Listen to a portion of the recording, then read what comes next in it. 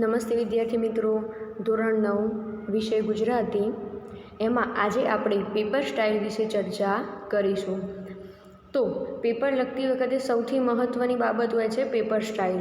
Paper સ્ટાઇલને આપણે હંમેશા follow કરવાની હોય છે અને એ પ્રમાણે વ્યવસ્થિત લખાણ લખ્યું હોય તો આપણા સારા માર્ક્સ આવે. જો પેપર સ્ટાઇલને ફોલો ન કરીએ, આપણી રીતે લખીએ તો માર્ક્સ ક્યારેય સારા આવતા નથી. સૌથી પહેલાં આપણે જે 30% કોર્સ કટ થયો છે એમાં ગુજરાતી વિષયમાં કેટલા પ્રકરણ છે અને કેટલા નીકળી ગયા, તો એની ચર્ચા આપણે સૌથી પહેલાં કરીશું.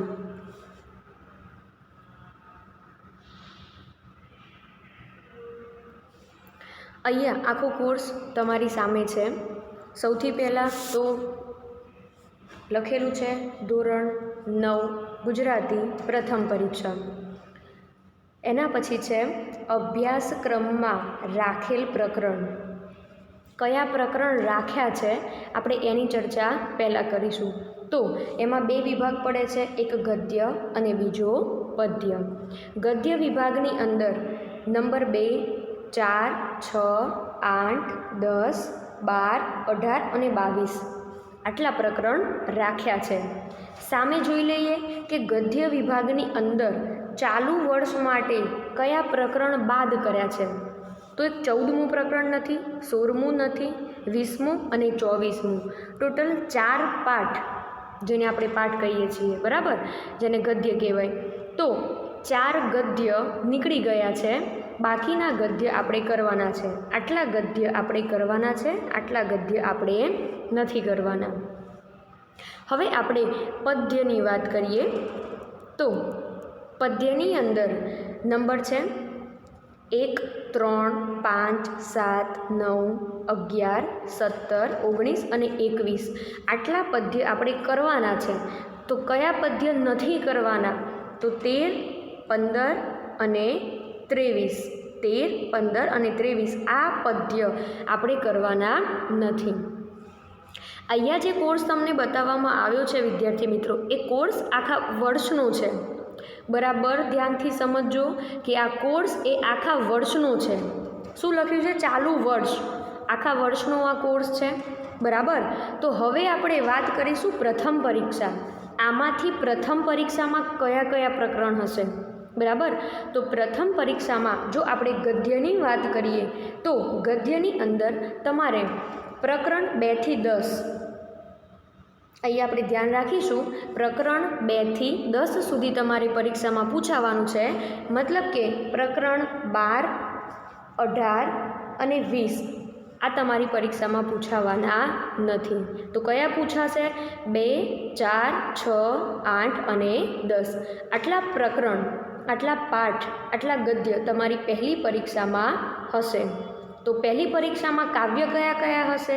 તો 1, 3, 5, 7 અને 9 સુધી કાવ્ય પ્રથમ પરીક્ષામાં પૂછાશે. 11મું કાવ્ય નહીં પૂછાય. 17, 19 અને 21 આ કાવ્યો પ્રથમ પરીક્ષામાં નહીં પૂછાય. તમે અહીંયા જોઈ શકો છો કે ઓલ ઓવર જોઈએ તો કેટલું પહેલી પરીક્ષામાં પૂછાશે. તો ગદ્ય અને પદ્ય બધું જોઈએ તો 1 થી 10 સુધી પૂછાશે તમારી પરીક્ષામાં, બરાબર. 1 થી 10 સુધીનો કોર્સ આપણી પરીક્ષામાં છે. અહીંયા તમે જોશો તો પદ્ય 1, ગદ્ય 2, પદ્ય 3, ગદ્ય 4, 5, 6, 7, 8, 9 અને 10. તો 1 થી 10 કહી શકીએ ઓલ ઓવર. 1 થી 10 પાઠ અને કાવ્ય આપણી પ્રથમ પરીક્ષામાં પૂછાશે. એમાંથી વચ્ચેથી કોઈ પણ કાવ્ય કે પાઠને શું કહેવાય 30% કોર્સમાં કાપવામાં આવ્યો નથી. તો 1 થી 10 ઉપર આપણે ફોકસ કરીશું. હવે જોઈએ વ્યાકરણમાં. તો વ્યાકરણ અને લેખન. વ્યાકરણ અને લેખન વિશે કહ્યું છે કે કોઈ પણ વ્યાકરણ લેખન મુદ્દાને દૂર કરેલ નથી. મતલબ વ્યાકરણની અંદર જેટલા પણ મુદ્દા ધોરણ 9ની અંદર છે એ બધા જ આપણે ભણવાના છે. લેખન વિભાગની અંદર જેટલા પણ મુદ્દા છે, પત્ર છે, અહેવાલ છે, વિચાર વિસ્તાર, એ બધું જ આપણે ભણવાનું છે. હવે આપણે આ થઈ 30% કોર્સની વાત. હવે આપણે આપણી પેપર સ્ટાઇલની ચર્ચા કરીશું.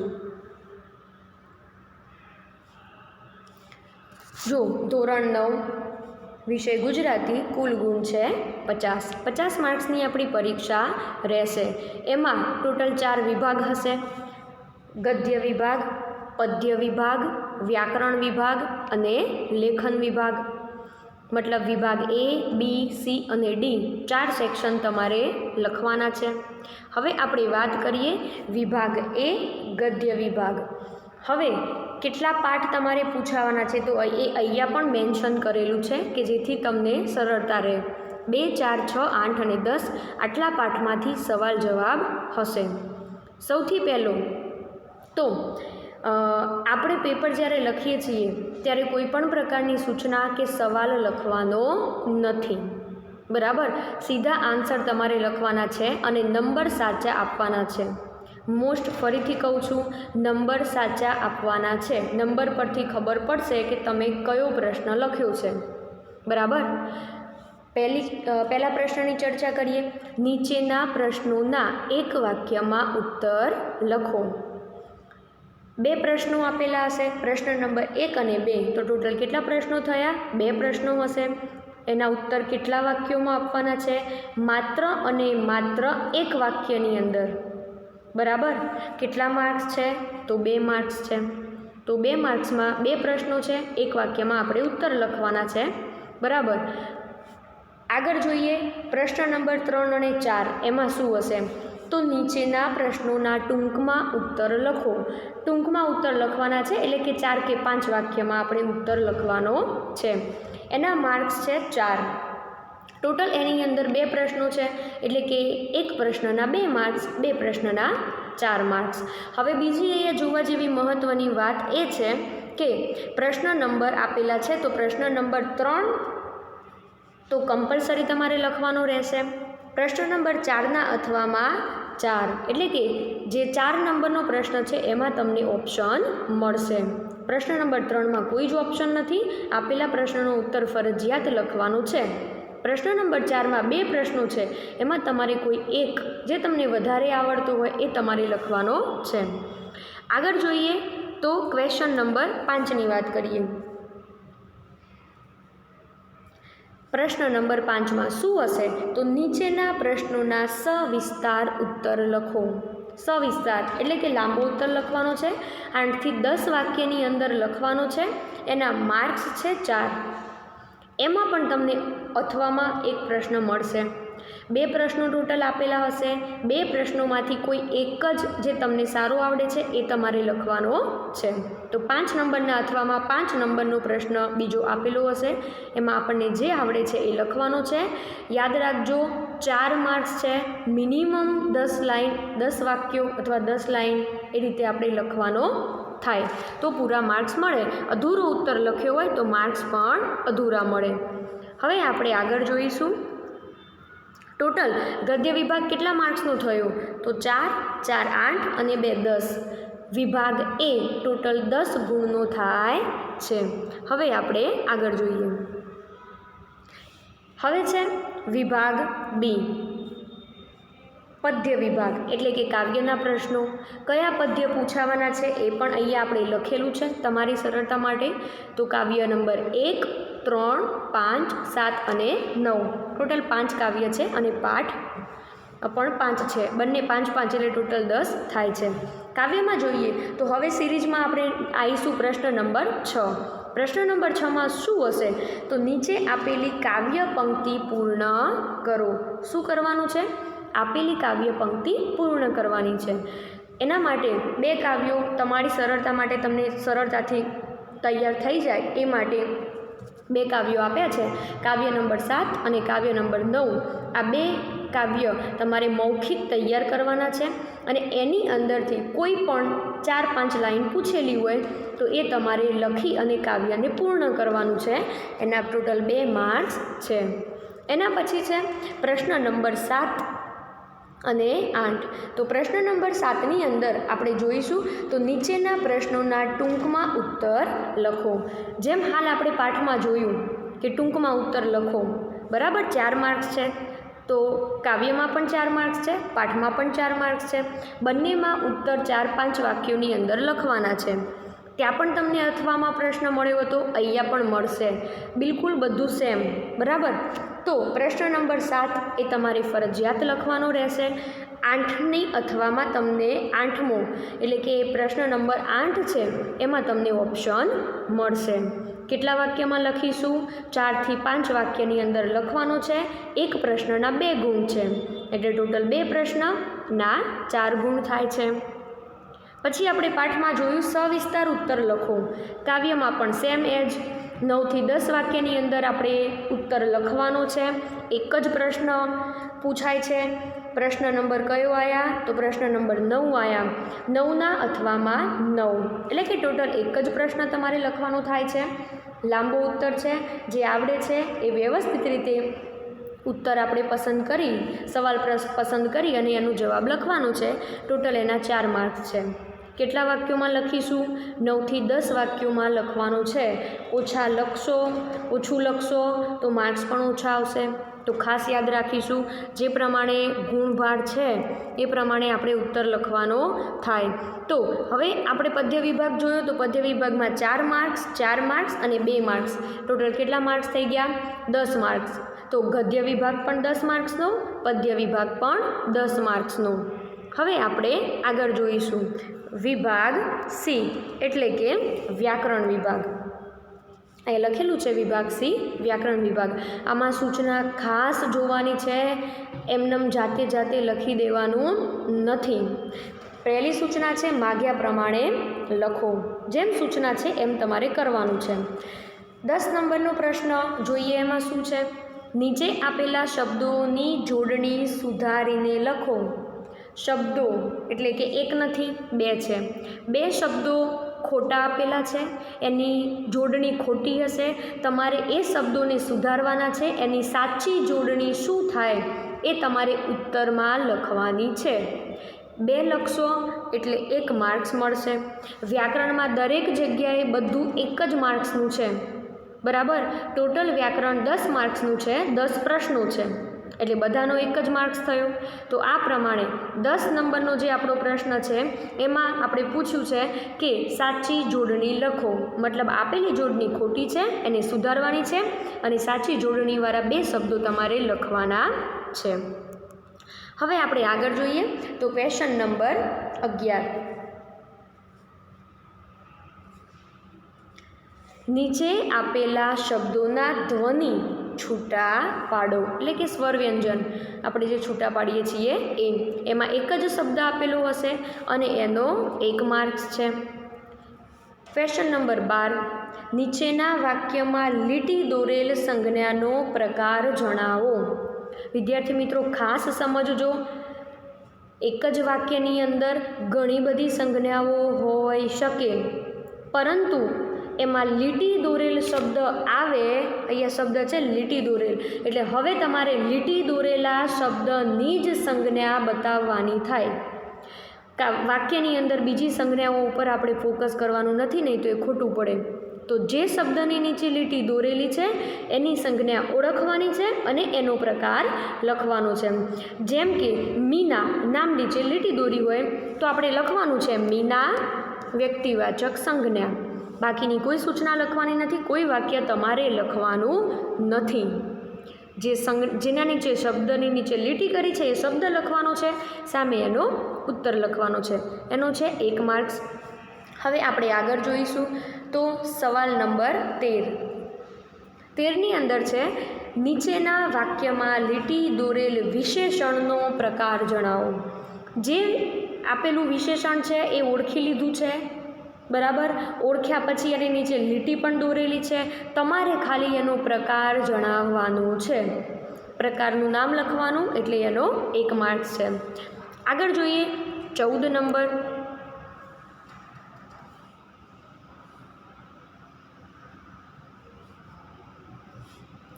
નંબરની અંદર છે નીચે આપેલ શબ્દનો સાચો સમાનાર્થી શબ્દ આપેલ વિકલ્પમાંથી શોધીને લખો.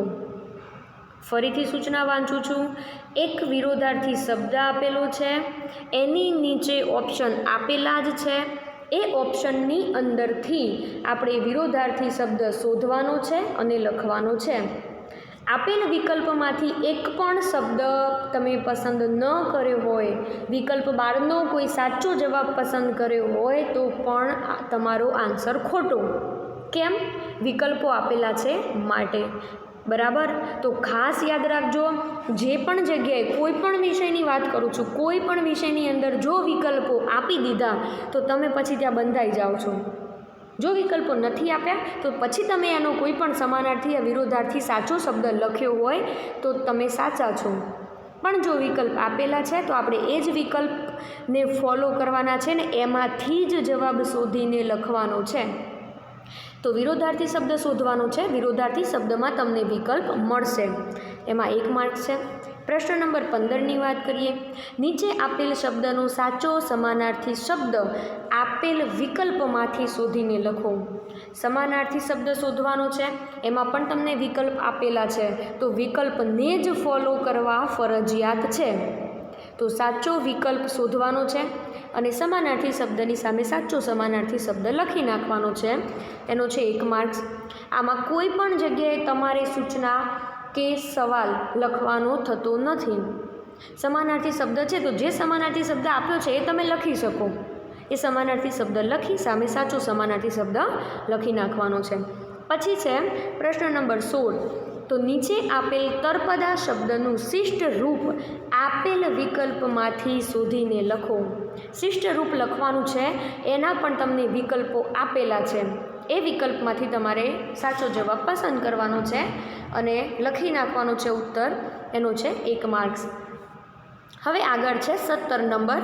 17 નંબરની અંદર લખ્યું છે નીચેના વાક્યમાં લીટી દોરેલ સંજ્ઞાનો પ્રકાર જણાવો. વળી પાછો સંજ્ઞાનો પ્રશ્ન છે તો એની અંદર 1 માર્ક્સ છે. સંજ્ઞાને ઓળખવાની છે. પછી જે સંજ્ઞા હોય, હમણાં સમજાયું કે જેમ કે મીના હોય તો મીના લખી સામે વ્યક્તિવાચક, બસ આટલું જ લખવાનું છે. બાકી કોઈ સૂચના કોઈ વાક્ય તમારે લખવાનું નથી. તો આનો 1 માર્ક્સ છે. હવે 18 નંબરનો ક્વેશ્ચન જોઈએ. 18 નંબરની અંદર રૂઢિપ્રયોગ છે. નીચે આપેલ રૂઢિપ્રયોગનો સાચો અર્થ આપેલ વિકલ્પમાંથી શોધીને લખો. તો એમાં પણ તમને વિકલ્પ મળ્યો છે. એક રૂઢિપ્રયોગ છે જેનો સાચો જવાબ નીચે વિકલ્પોમાં આપેલો જ છે. તો તમારે સીધો સાચો જવાબ, તમારે રૂઢિપ્રયોગ લખવો હોય તો લખી શકો. રૂઢિપ્રયોગ લખી અને સામે સાચો જવાબ, સૂચના લખવાની થતી નથી. એનો પણ છે 1 માર્ક્સ. હવે આપણે આગળ જોઈશું.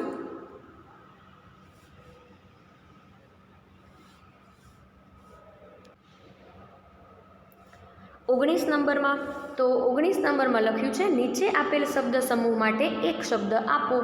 શબ્દ સમૂહ માટે એક શબ્દ આપવાનો છે. આમાં કોઈ જ ઓપ્શન નથી, એટલે તમારે જાતે એનો આન્સર લખવાનો છે. એનો 1 માર્ક્સ છે. તો અહીંયા આપણે વ્યાકરણ વિભાગની ચર્ચા પૂર્ણ કરીએ છીએ વિદ્યાર્થી મિત્રો. ઓલ ઓવર વ્યાકરણ એ 10 માર્ક્સની અંદર પૂછાય છે.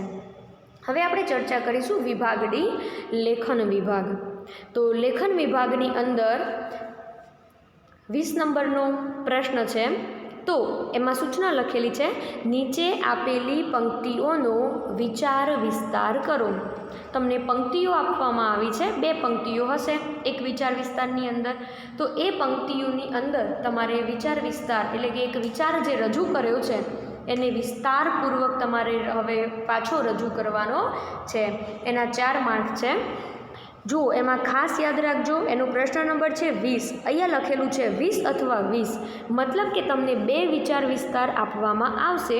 તમારે કોઈ એકનો સાચો ઉત્તર લખવાનો છે. એના 4 માર્ક્સ છે. શું 2 લખીએ તો 8 માર્ક્સ?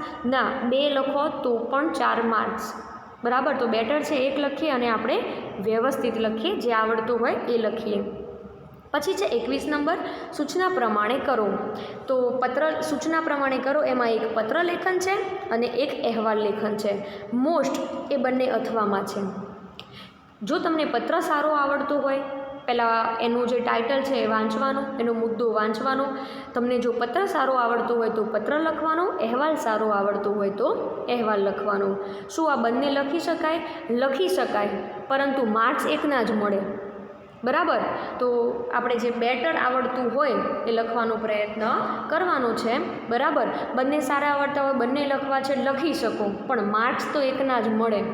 બરાબર, એક જ આવડે છે, સારો આવડે છે, એક જ લખવો છે, લખી શકાય, બરાબર. એક લખશો, સારો લખ્યો હશે તો એના માર્ક્સ પૂરા મળવાના જ છે. તો પ્રશ્ન નંબર 21ના અથવામાં 21 છે, પત્ર છે, અહેવાલ છે, બંનેમાંથી તમે કોઈ એક લખી શકો.